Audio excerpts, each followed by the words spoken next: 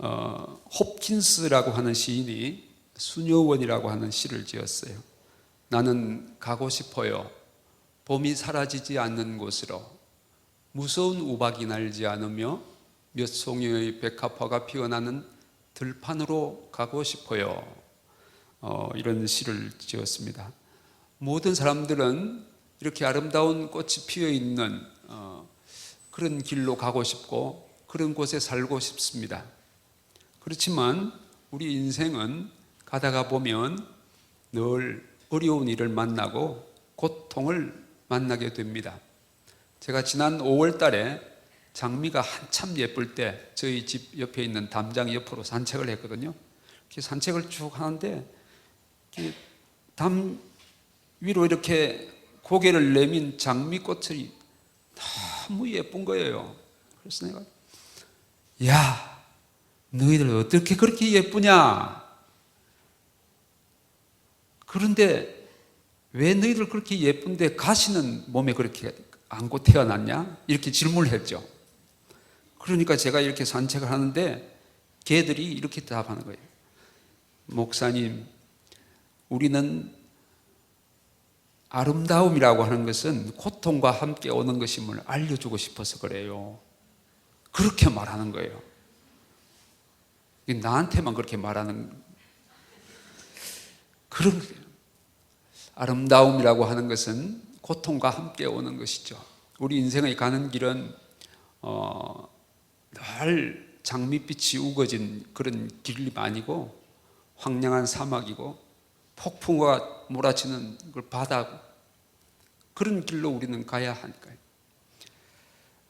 그런데 어떤 사람들은 예수 믿으면 그 모든 어려운 가시들이 다 없어지고 행복한 길로만 인도해 주신다고 믿는데 제가 성경 읽어보니까 그런 구절은 없어요. 하나님께서 가시를 제거해 주시지 않으시고 가시를 이길 은혜를 주시더라고요. 할렐루야. 네. 오늘 읽은 말씀 보면 고린도후서 12장 7절에 이렇게 말하고 있습니다. 같이 한번 읽어볼까요? 아까 읽었는데 시작. 여러 계시를 받은 것이 지극히 크므로 너무 자만하지 않게 하시려고 내 육체의 가시 곧 사탄의 사자를 주셨으니 이는 나를 쳐서 너무 자만하지 않게 하려 하심이라. 아멘. 너무 자만하지 않기 위해서 제게 가시를 주셨다. 하나님께서 내게 가시를 주셨다. 사도 바울을 생각하면 참 놀라운 분이잖아요. 사도 바울만큼 많이 배운 사람도 없고 또 전도를 그렇게 많이 한 사람도 없고 그 은사를 받아서 하늘에 끌려 올라가서 하나님의 신비한 은혜를 체험한 은사를 체험한 사람이잖아요. 그런데 내게 가시가 있다. 가시가 있다. 육체의 가시를 주셨다.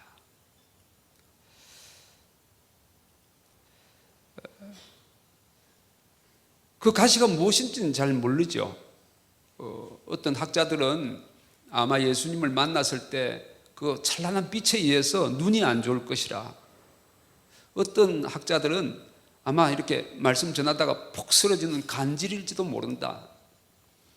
뭐 편두통일 수도 있다. 뭐 여러 가지 학설이 있지만 잘 몰라요. 여러분 뭐 혹시 저보다 먼저 천국 가시면 한번 사도 바울에게 물어보세요. 왜 성경에는 기록되어 있지 않는데 그게 무엇입니까? 그게 좀 궁금해요. 그렇지만 하여튼 가시라고 그랬어요. 육체의 가시. 저도 예수님을 믿기 시작한 거는 어릴 때부터 교회 다녔어요. 어릴 때부터 교회를 다녔는데 본격적으로 예수님을 제 마음속에 개인적으로 구주로 영접한 것은 대학교 1학년 시절이에요. 제가 대학로에 있는 동숭교회라고 하는 교회에 다녔는데 치과대학에 다니면서 그 대학교 1학년 때 예수님을 개인적인 구주로 영접했어요. 그러니까 교회 다니고 나서 한참 뒤에 영접했죠. 근데 제게 있어서 중생의 기쁨이라고 하는 건 놀라운 경험이었어요. 너무 좋더라고요. 새롭게 태어난 그 기쁨. 그리고 청년들과 함께 전도하면서 기도하면서 신앙생활을 했어요. 버스를 타면 전도하고, 지하철 그때 나온 지 얼마 안 됐는데 지하철 밑에서 여러분 예수 믿으세요. 그래. 요즘은 그렇게 전도도 잘 못하겠더라고요. 그렇게 전도하면 눈총 맞아요, 요새는. 눈총으로 막 이렇게. 그런데 그때 처음이라서 애교로 봐주었어요. 그런데 열심히 제 마음속에 기도 제목이 있었어요. 너무 좋았어요. 하나님 앞에 이렇게 기도했어요. 하나님, 앞으로 제가 살 텐데 복음의 전방에서 살게 해주세요. 그렇게 기도했어요. 제가 지금 복음의 전방에 살고 있는 것 같아요? 후방에 살고 있는 것 같아요? 할렐루야. 기도한 대로 된다니까요. 기도하세요. 하나님 뜻대로 기도하면 하나님 이루어 주시는 거예요. 그래서 제가 대학교 치과대학 졸업할 때쯤 되어서 막 은혜를 너무 많이 받아가지고, 하나님, 제가 신학교에 가서 주의 종이 되고 싶어요. 허락해 주세요. 왜냐하면 복음의 전방에 가려면 목회자가 되는 게 좋겠더라고요. 근데 하나님께서 허락하지 않으셨어요. 침묵. 하나님은 침묵할 수도 있고, 예스 할 때도 있고, 노 할 때도 있는데 침묵하시는 거예요. 그래서 제가 군에 입대했죠. 군에 입대하면서 하나님 앞에 그렇게 기도했어요. 하나님, 제가 군에 입대할 때니까 3년 동안 하나님 말씀해 주세요. 근데 하나님께서 군 3년 동안 말씀은 하지 않으시고 은혜를 주시더라고요. 제가 군에 입대하고 결혼하기 전인데, 결혼하기 전에 좀 기도해야 되겠다 생각하고 본격적으로 하나님 앞에 매달려서 기도했어요. 3일간 금식을 하면서 기도했어요. 조용한 기도원을 찾아서 아무것도 먹지 않고 물만 마시고 이제 기도하는데, 여러분 금식 많이 해보셨죠? 저는 처음 금식했어요. 금식을 하니까 이게 세상에서 좋은 게 금식이더라고요. 식당을 폐업하면 할 일이 별로 없어요. 여러분 다 주부시니까 아시잖아요. 집에 가서 오늘 하루 식당 폐업합니다, 이렇게 딱 공고를 내면 얼마나 좋아요. 할 일이 없는데. 그렇게 하세요. 한 번씩. 영 복잡하면 이틀간 본 식당은 휴무입니다, 이렇게. 주인이 그렇게 공고 내는데 어쩔 해요. 따라 해야지. 그래서 저도 제 식당을 폐업하니까 이게 참 좋더라고요. 할 일이 없어. 그러니까 아침에 일어나서 늘 성경 보고 기도하고 또 산책하고, 그렇게 3일 동안 계속 하는 거예요. 3일째 되는 날 하나님께서 제게 은혜를 주셨어요. 성령 체험을 하게, 불같은 뜨거운 성령을 체험하게 됐습니다. 저는 처음에 그런 성령 체험을 처음이라서 하나님 앞에 기도했어요. 하나님 은혜를 주십시오. 그런데 하나님께서 막 뜨겁게 막 몇만 볼트의 전류에 감전된 것처럼 막 그렇게 한 20분, 30분 막 그렇게 하는 거예요. 그래서 그날 밤에 저는 저의 인생을 하나님 앞에 헌신했습니다. 하나님, 제 인생을 하나님 앞에 드립니다. 저를 인도해 주십시오. 기도원을 내려와서 이 세상을 보니까 세상이 달라졌어요. 은혜를 받고 나니까 막 너무 좋아요. 근데 집에 오니까 아버님이 TV를 보고 계셨는데, 그때까지 아버님 교회 안 나가신 거예요. 아버님을 보니까 너무 불쌍하게 보이더라고요. 지금 돌아가시면 지옥 가시겠는데, 그래서 제가 아버님을 붙잡고 막 이렇게 안으면서 아버지 교회 가세요. 그리고 아버지를 위해서 기도했어요. 그런데 성령의 은혜와 함께 주신 그 방언의 은사가 그냥 터지는 거예요. 달랄랄랄랄라 하니까 아버님은, 야, 얘가 군에서 휴가를 며칠 왔는데 갑자기 없어지더니만 와가지고는 좀 맛이 가는 것 같다, 정신이 이상한 것 같다고 생각한 거예요. 그래서 얘를 무슨 안정을 시켜야 되겠다고 생각하고, 그래, 갈게. 가면 될 거 아니야. 할렐루야. 그리고 교회 딱 가셨어요. 여러분, 우리가 전도하는 기본 마음은요, 안타까운 마음이 있어야 돼요. 뭐 교회 안 가도 그만이고 가도 그만이고, 그러면 무슨 전도가 되겠어요? 예? 우리가 전도하기 위해서는 그 사랑하는 사람을 위해서, 친척을 향해서, 친구를 향해서 그 안타까운 마음이 있어요. 그래서 아버님 교회 나갔는데 밤에 잠을 자니까 잠이 잘 와야죠. 잠이 잘 안 와요. 그래서 잠을 자는데 잠은 안 오고 교회를 가고 싶은 거예요. 근데 교회를 갈 수가 없어요. 12시, 눈을 떠보니까 12시인데. 왜냐하면 그 당시에는 통행금지라는 게 있었어요. 통행금지 모르시는 젊은 분도 계시죠? 통행금지는 뭐냐 하면 통행을 금지하는 거예요. 그러니까 교회를 못 가요. 야경꾼들이 딱딱 이렇게 두드리면서 이렇게 야경을 보면서 사람을 못 다니게 해요. 4시까지. 4시 겨우 눈을 떠서 이제 교회를 갔어요. 교회 가고 싶어 미치겠는데 교회 못 가는 거 있죠. 오늘 여기 나온 성도 여러분은 이 비 오는 가운데서도 하나님의 은혜를 사모해서 오신 분들, 하나님의 은혜 축복인 줄 믿습니다. 예, 놀라운 거예요. 오고 싶은데 어떨 거예요? 그래서 이제 교회 갔어요. 교회 저는 우리 집에서 한 20분 걸어가면 우리 교회인데, 교회 가서 이제 새벽 기도 이렇게 기도를 이렇게 드리는데, 어제 저녁에 나타나신 그 성령님께서 다시 불같이 임하시는 거예요. 그리고 입을 터지면서 방언이 나오려 하는데, 우리 담임 목사님 주장은 뭐냐 하면, 교회에서 기도할 때는 조용히 해라잉. 샬라샬라 이런 거 하지 말고. 그래서 담임 목사님의 그 목회 방침에 따라야 될 텐데 이게 터져 나오는 거예요.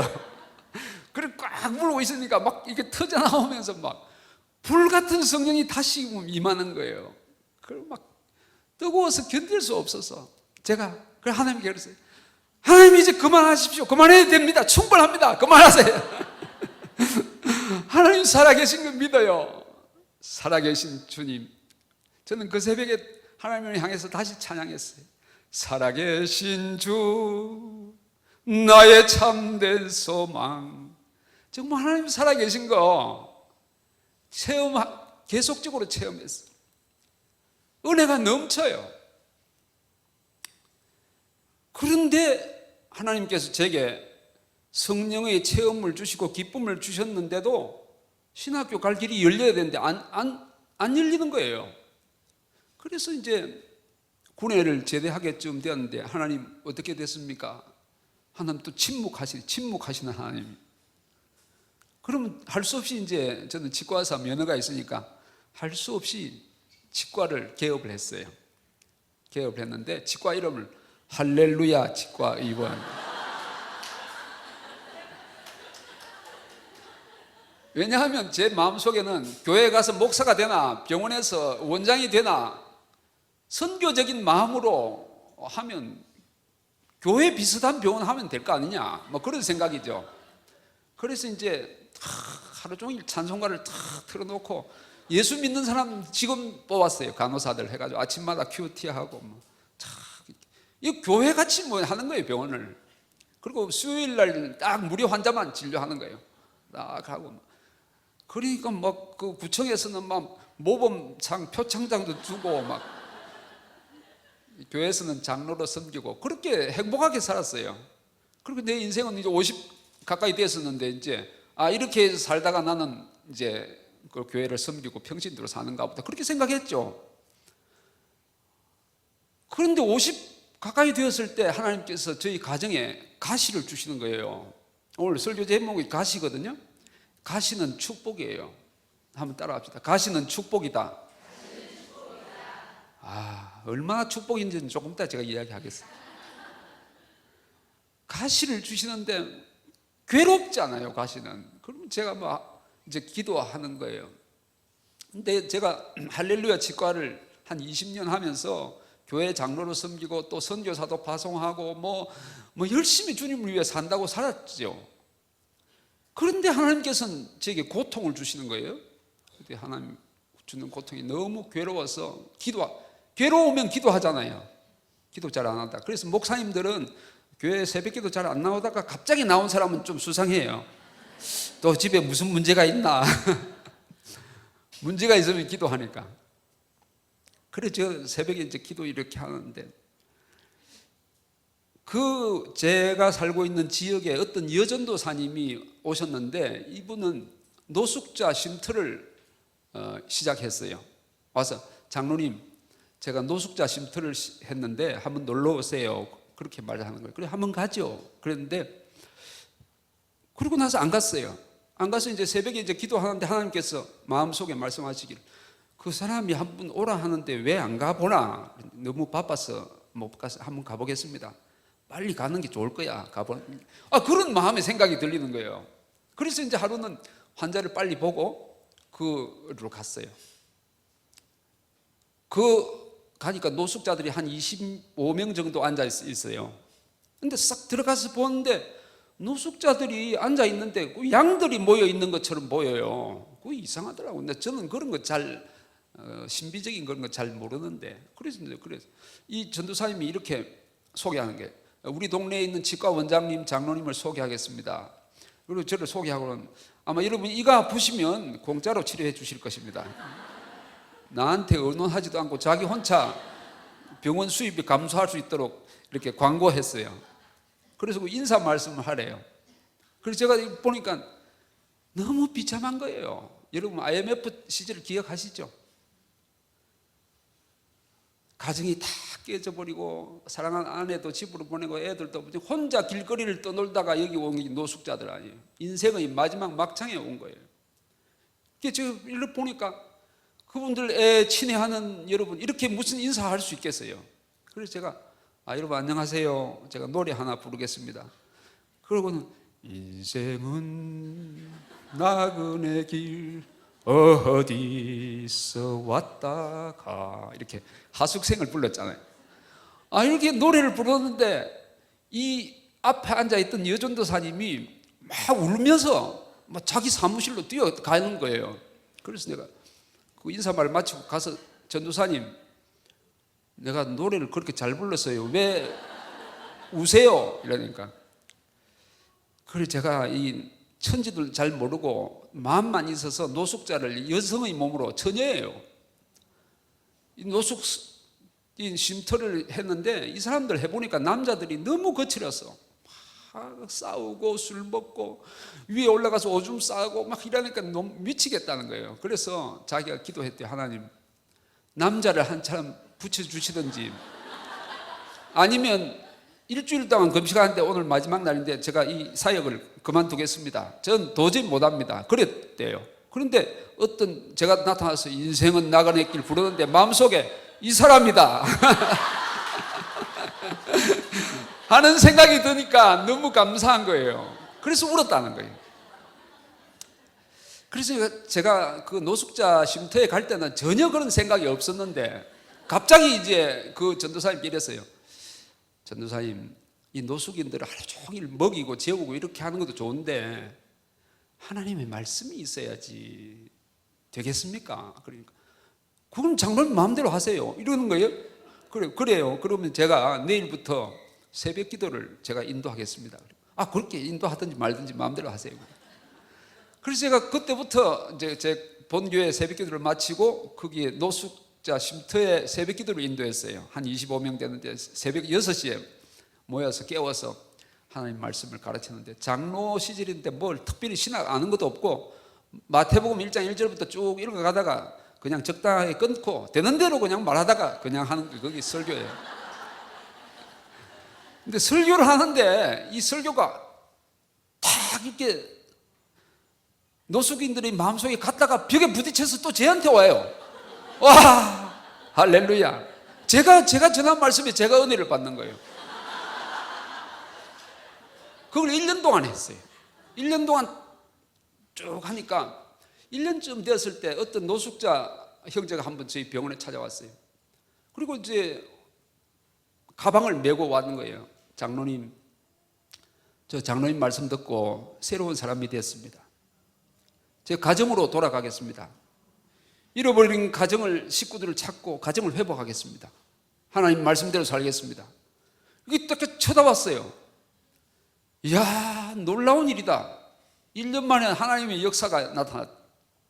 치과 의사로 돈 버는 재미도 있었지만 이거는 그거보다 놀라운 거 아니에요. 하나님의 말씀의 능력. 그래서 제가 그 자리에 말씀의 능력의 종이 되어야 되겠다.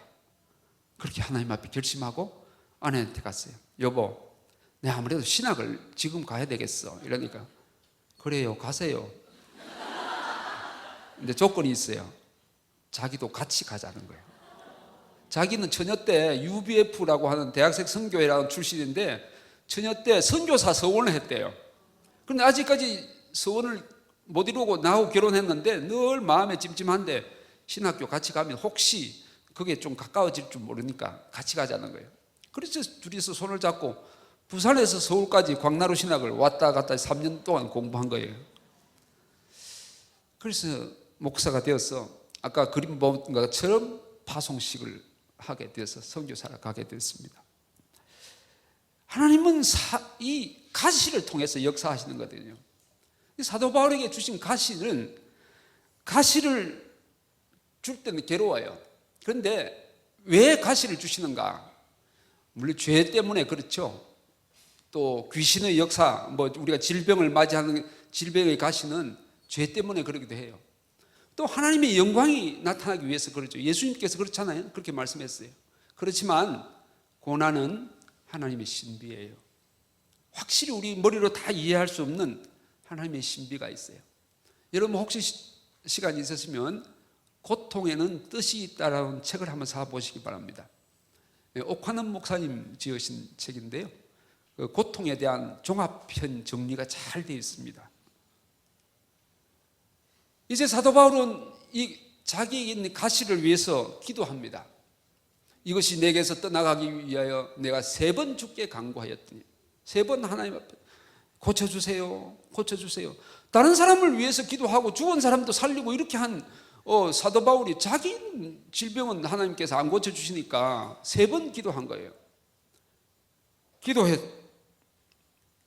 그런데 기도의 대답이 나에게 이르시기를 내 은혜가 내게 족하도다. 하나님의 은혜가 너에게 족하다 그 말이에요.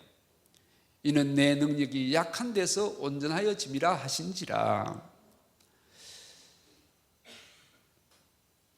하나님은 노예요.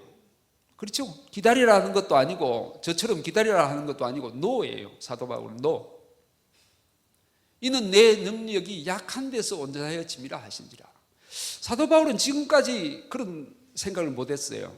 하나님의 일을 하면 강한 성령의 역사, 강하게 이렇게 생각했지 약한 데 대해서도 그렇게 생각하지 않아요. 나는 약함을 통해서 약한 데서 내가 역사한다. 강하여진다. 온전하여진다. 그 하나님의 은혜를 묵상하고 생각이 됐습니다. 하나님은 가시를 사용하세요. 특별히 사도 바울에게 교만 방지용으로 사용하셨어요. 사도 바울이 그렇게 말했죠. 내가 자고하지 않기 위해서. 또 하나님께서 우리를 훈련시키기 위해서 이 가시를 사용하세요. 훈련은 참 괴롭습니다. 그런데 여러분 특별히 괴로울 때가 있잖아요. 그러면 하나님께서 특별한 훈련을 나에게 시킨다 생각하세요. 특별한 훈련을 누구에게 시킬까요? 특별한 일을 할 사람에게 특별한 훈련을 시켜요. 여러분 실미도 영화를 보시면 북파 공장원들을 훈련시키는데 어떻게 시켜요? 조용하게 순하게 시키지 않고 강하게 시켜요. 죽든지 말든지 훈련시켜서 떨어져서 누가 죽으면 죽도록 놔두고 또 가는 거예요. 훈련. 생사를 넘나드는 훈련을 시켜서 생사를 넘나드는 북쪽에 파송하는 거예요. 그러니까 고통이 굉장히 심하면 굉장히 중요한데 하나님께서 나를 서실려야 할 보다. 할렐루야. 그렇게 생각하시죠. 그리고 우리를 변화시키는 방법으로 사용하세요. 여러분 우리 사람은 잘 가만히 두면 변화가 잘 안 돼요. 가만히 두면 하나님 말 잘 안 들어요. 이 소는 말이죠. 태어나자마자 1살 될 때 코를 이렇게 꿰는데요. 꿰서 오른쪽으로 꿰면 아프다 이래서 오른쪽으로 들고 왼쪽으로 하면 왼쪽으로 가고 이제 코를 꿰야 주인의 말에 순종하는 거예요. 사랑하는 성도 여러분, 여러분도 하나님 앞에 은혜의 코를 꿰야 됩니다. 그래야 하나님 말씀 잘 들어요. 100% 순종하려면요, 코가 깨져야 돼요. 훈련 받아야 돼요. 변화 받아야 돼요. 이 금강석이요, 뜨거운 1700도의 용광로 속에 들어가서 그게 순금이 나오는 거예요. 순금은 그냥 순금이 여러 가지 금이 있지만 조금이라도 찌꺼기가 있으면 안 보이고, 자기 얼굴이 이렇게 금에 비쳐야, 거울처럼 비쳐야 그게 순금이래요. 예수님처럼 완전히 닮아가기 위해서는 우리에게 있는 찌꺼기를 다 걸러내고 우리 속에 주님의 모습처럼 조금씩 변화되기 위해서는 고난의 가시가 필요한 줄 믿습니다. 그래서 가시를 하나님은 사용하시는 거예요. 하나님은 약함을 통해서 강하게 역사하시는 거예요. 고린도후서 12장 10절 같이 읽을까요? 시작. 그러므로 내가 그리스도를 위하여 약한 것들과 능욕과 궁핍과 박해와 공고를 기뻐하노니 이는 내가 약한 그때에 강함이라. 아멘. 사도 바울은 이제 자기에게 있는 이 가시를 받아들이기 시작했어요. 아, 이거 받아야겠다. 왜냐하면 하나님께서 내 은혜가 내게 족하다 했으니까, 또 약한 데서 강하게진다 했으니까, 그래서 이 가시를 안고 기뻐하게 됐어요. 이거 보여, 곤고를 기뻐하노니 그랬잖아요. 하나님 내게 이 가시 주셔서 감사합니다. 왜냐하면 이 약할 때 내가 강하게 되기 때문에 그렇습니다. 그렇게 하나님 앞에 감사한 사람이 됐어요. 하나님은 가시를 안고 기뻐하는 사람을 통해서 역사하세요. 돈을 통해서, 강한 능력을 통해서 그렇게 역사하지 않고요, 약함을 통해서 역사해요. 어느 시골 교회가 뭐 한 10명, 12명 이렇게 모이는 교회인데 어떤 선교사님이 갔더니만 갑자기 부흥이 됐대요. 왜 그렇게 부흥이 됐나 하면 그 사모님을 통해서 부흥이 됐다는 거예요. 그 사모님은 애가 어릴 때 그냥 무슨 이유인지 알 수 없지만 아기를 키우는데 1살쯤 됐을 때 아기가 죽었어요.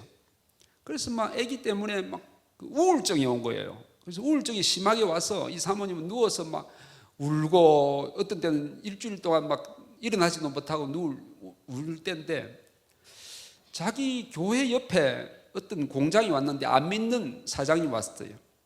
근데 그 사장님의 딸이 무슨 일로 자살을 했대요. 그리고 그 공장이 불이 난 거예요. 그래서 이 사모님이 가서 그 공장 사장님 사모님에게 위로를 했어요. 위로라고 한 게 우는 거죠. 같이 우는 거예요. 우는데 잘 울 수 있었던 이유는 자기 옛날 애를 생각하면서 잘 울었어요. 여러분, 우울증 환자는 우는 게 특징이에요. 자기 장기죠. 가서 우는 거예요. 우울증 환자가 우는 건 쉬워요. 그렇게 한 달을 울어줬대요. 그런데 그걸 감동을 받아가지고 그 사장님 가족, 식구, 직원이 다 교회로 온 거예요. 할렐루야. 하나님은 약한 것을 통해서 역사하시는 거예요. 약한 자를 통해서요. 그 가시를 안고 기뻐하는 사람을 통해서 하나님의 역사하세요. 사도 바울은 자기 가시를 안고 그 가시를 받아들이고 기뻐하면서 이제는 주의 복음을 전하는 거예요. 여러분, 사도 바울이 로마로 갈 때 그 가시가 아직 치유되지 않고 있었어요. 그렇지만 약한 사도 바울을 통해서 온 세계의 중심에 로마의 복음의 원자탄을 하나님 투하하신 거예요. 그 복음이 오늘 온 세계로 퍼지게 되었습니다. 하나님 약한 자를 통해서 놀라운 역사를 일으키시는 거죠. 그런데 한 가지 우리가 기억할 게 있습니다. 갈라디아서 6장 17절 같이 읽을까요? 시작. 이후로는 누구든지 나를 괴롭게 하지 말라. 내가 내 몸에 예수의 흔적을 지니고 있노라. 그 후로 성경을 읽어보면 가시에 대해서 한 번도 이야기한 적이 없어요. 사도 바울은 이야기한 대신에 예수의 흔적을 지니고 있다 그랬어요. 이 흔적이라고 하는 말은 헬라어로 스티그마라 하는 게, 여러분 잘 아시죠? 한번 따라할까요? 스티그마. 스티그마는 우리가 상처 받았을 때 흔적이에요. 흔적. 근데 예수님을 위한 상처를 흔적이 있다는 거예요. 그렇죠?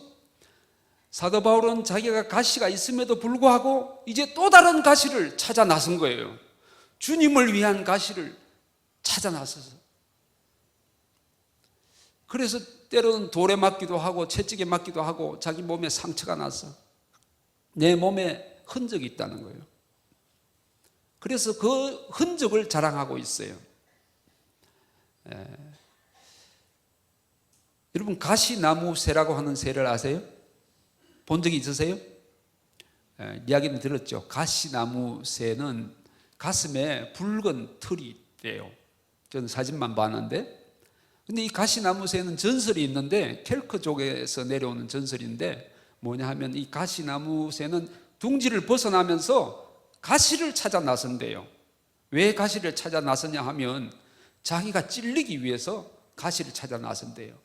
근데 가장 크고 날카로운 가시를 찾아서 자기 몸을 부딪혀서 치면 그 피가 이렇게 흐르잖아요. 가슴에 피가 흐르면서 운대요.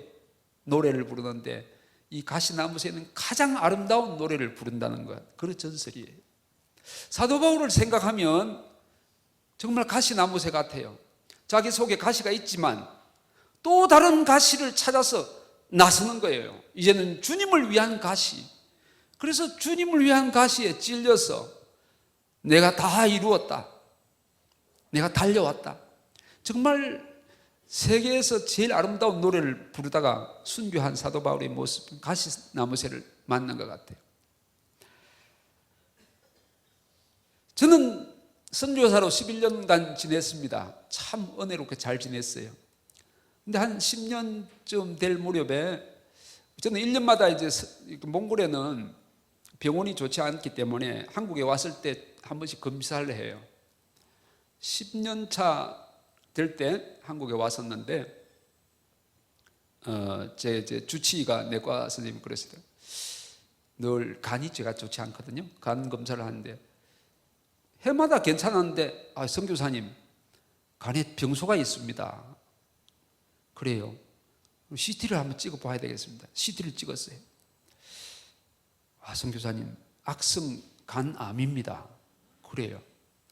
그래서 이제 제가 부산이 병원이었는데 서울로 가십시오. 그래서 서울 세브란스 병원에 와서 의사 선생님 보이니까 수술하면 좋겠습니다. 그래요. 수술을 하십시오. 그런데 제가 이렇게 병원에 수술하기 전에 누워 있으니까 하나님께서 부르시는 것 같더라고요. 그래서 지금 가만히 생각해 봤어요. 아버지, 어머님 다 예수 믿고 천국 가시고 또 이제 애들도 다 결혼해서 애도 놓고 제가 선교 사역도 마치는 해이고 우리 천국 가면 되지 뭐 사명을 다 했으니까 사명을 다 했으니까 이제 하나님 부르시는가 보다 그렇게 생각했죠. 그런데 하나님께서 부르시면 가야지 뭐 이렇게. 근데 수술을 마쳤어요. 아내가 이렇게 와요. 여보, 내 간은 생생하니까 당신한테 갈아 넣어서 이식을 해서 우리 좀 더 살자고. 나 하나님 부르면 가야지 뭘 그렇게 내 혼자서 외로워서 뭐 안 돼. 저는 그 말을 늘 고맙게 생각하고 있어요. 의사 선생님이 그러더라고요. 60 이상 된 간은 이식에 못 쓴대요. 아내는 모르고 순정을 저한테 이야기한 거예요. 그렇지만 저는 아직도 그 가시가 있어요. 내 육체의 가시가. 지금 이제 매 3개월마다 병원에 가서 검사를 해요. 근데 이제 재발에 대한 검사죠.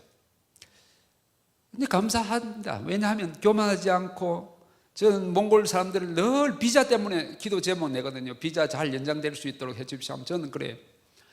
내 비자는 3개월짜리 비자다. 잘 연장될 수 있도록 기도해달라. 며칠 전에 가서 3개월짜리 비자를 연장받았습니다.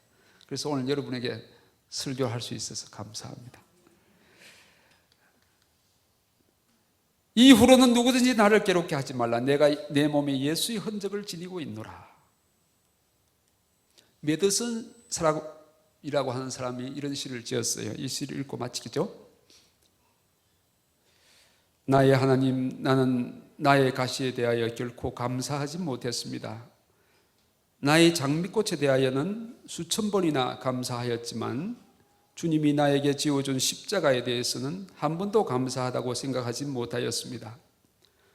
고난을 통하여 나의 인생 행로를 완성하신 사랑의 주님이시여, 이제 저에게 이 가시의 가치를 가르쳐 주옵소서. 그리하면 나의 눈물이 무지개 됨을 알겠나이다. 그리고 나서 나에게 고난당한 것이 내게 유익이라고 말할 수 있게 해 주시옵소서.